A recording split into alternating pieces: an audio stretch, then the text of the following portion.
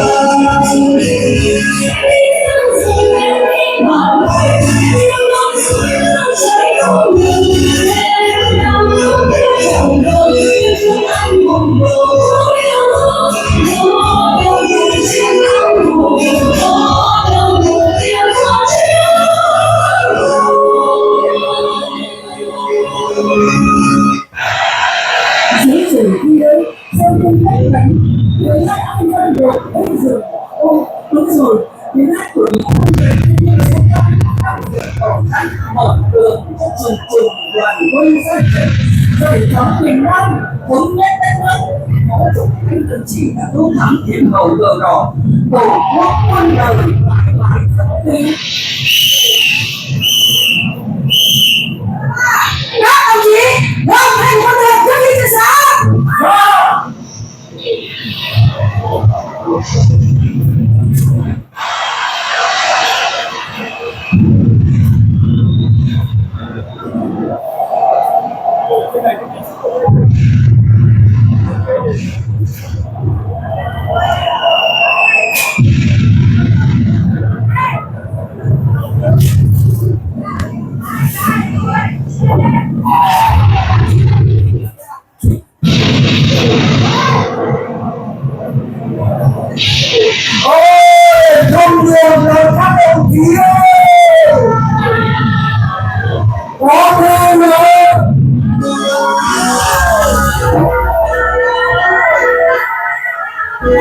Trời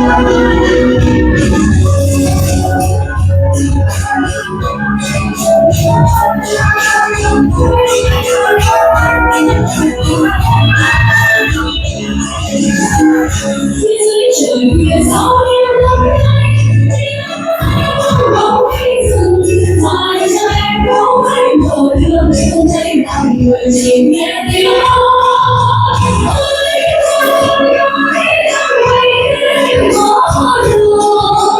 hỏi em bao nhiêu tuổi mà sức em vì vừa dừng đây xanh mở nói em đi lên núi lại đầu em đi ngắm những nhìn hồ con đường bồ yêu thương cho sẽ không thấy chiến trường lúc ấy nhìn về ta đi nữa với trăng tròn còn em quá lắm buồn thương sẽ có phải người nhìn em biết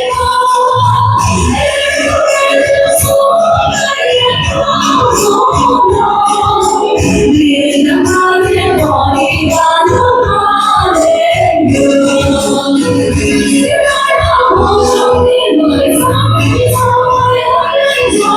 dừng cho em chẳng nhường trên quê nhà hồ yêu thương đây con đường với anh hùng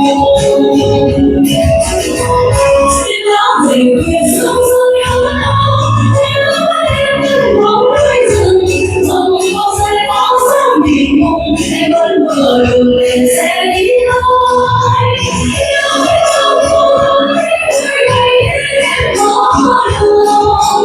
dừng cho con đường chẳng có hoa nào vời dừng em đi bằng yêu không say không cháy không ngừng em đang muốn biết chẳng nhớ nhưng anh hùng còn muốn yêu thương có em cùng trên tóc cùng có đồng hồn thiên hoa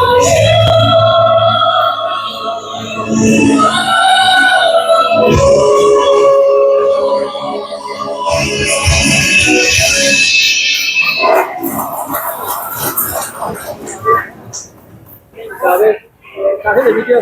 Ở bên kia, nó đi đây. Chào anh đi không?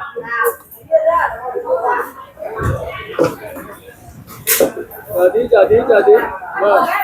Hay quá, tuyệt vời quá. Có gì không?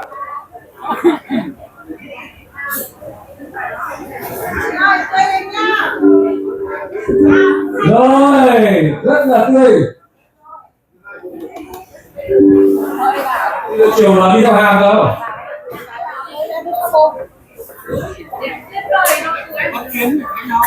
Tiếp lời nó cười.